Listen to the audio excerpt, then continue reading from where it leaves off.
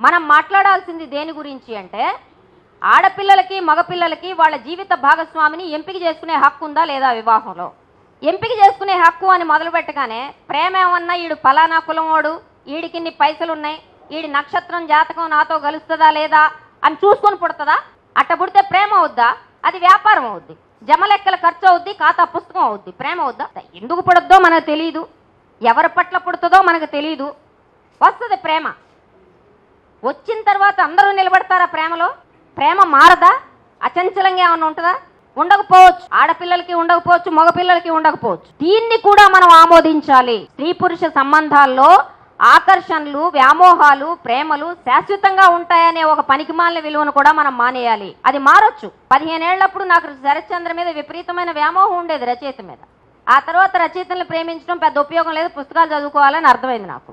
అంటే మారకూడదా? ఇక నేను శరత్చంద్రని ప్రేమించాను కాబట్టి జీవితాంతం పెళ్లి చేసుకోకుండా ఉండిపోవాలా?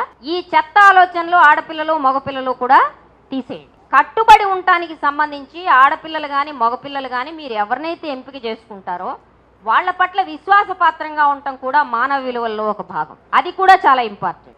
ఇది గనక లేకపోతే ఏమవుతుంది అంటే ప్రేమించుకునే సమయంలోనే కాదు, పెళ్లి చేసుకున్న తర్వాత కూడా పరపత్యాలు చాలా ఎక్కువైతే అనవసరమైన విధ్వంసానికి కారణమవుతాయి.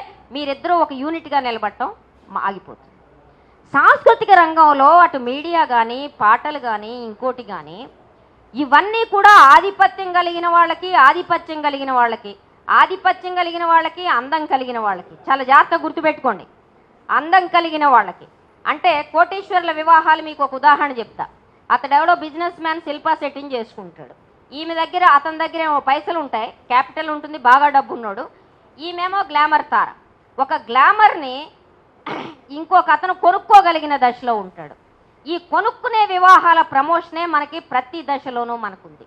అంటే ఇంకో మాటలో చెప్పాలంటే కుల మత ఆధిపత్యాలు ఇవాళ కార్పొరేటీకరించబడుతున్న దశలో మనం ఉన్నాం.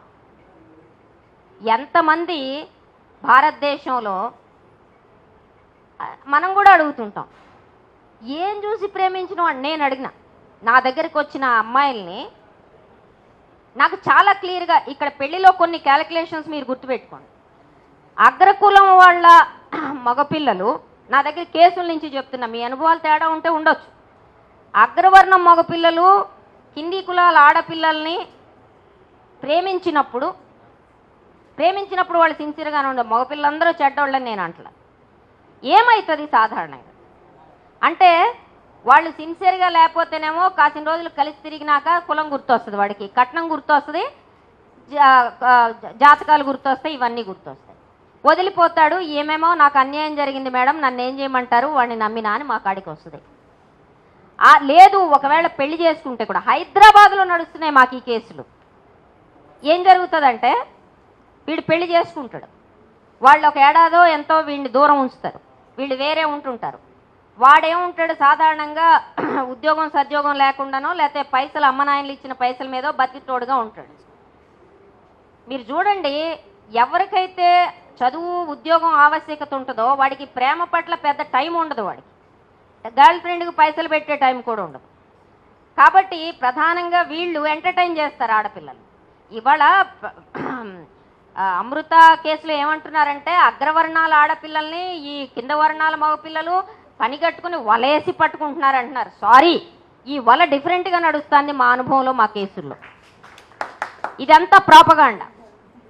ఈ ప్రాపగాండాలు ఎందుకు నడుస్తాయో చెప్తాను నేను. ప్రాపగాండా ఎందుకు నడుస్తుంది ఇట్లాంటిది అంటే అగ్రవర్ణాల వాళ్ళందరికీ కోపాలు తెప్పించడానికి. మా దగ్గర ఆస్తులు ఉన్నాయి, మా దగ్గర అంతస్తులు ఉన్నాయి, వీటన్నిటినీ ఈ కులం తక్కువ నా కొడుకులు పంచుకొని పోవటానికి ఈ ట్రాప్ వేస్తున్నారని ఇది ప్రచారం. అసలు విషయం ఏంటంటే వీళ్ళు వేస్తారు ట్రాప్ వేసి పెళ్లి కూడా చేసుకుంటారు. ఆ అమ్మాయి కొంచెం గట్టిగా ఉందనుకో, కుదరదు అని అనుమానించిందని నాలాంటిది అనుకో, కుదరదు పెళ్ళైనాక ఏదన్నా అందనుకో, ఇక వాడికి తప్ప చేసుకుంటాడు.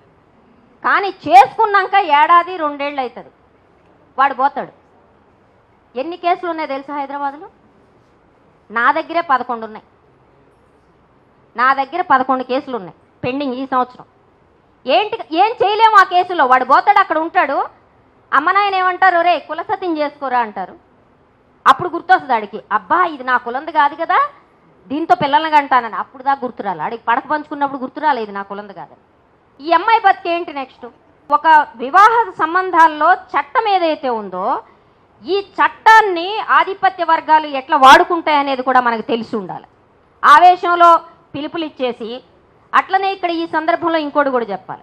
ఇదంత తేలిక మామలా కాదు, ఈ నిమిషంలో తేలిపోయే వ్యవహారం కాదు. ఇప్పుడు ఉత్తర భారతదేశం ఉంది. నిన్నగాక మొన్న మీరు అందరూ టీవీ చూసుంటే యూపీలో ఒక ముస్లిం పిల్లగాడు ఒక ఎంబీబీఎస్ చదువుతున్న అమ్మాయి కూర్చుని మాట్లాడుకుంటున్నారు. ఈ ఏపీవీపీ వాళ్ళు ఆర్ఎస్ఎస్ వాళ్ళు వచ్చి ఆ వాడిని చిత్తగొట్టారు. ఆ అమ్మాయిని పోలీసులు తీసుకెళ్తా మొత్తం ఇంగ్లీష్ ఛానల్స్ అన్నిట్లో ఆ అమ్మాయిని పక్కన కూర్చున్న పోలీసు ఆమె ఇట్లా కొడుతుంది.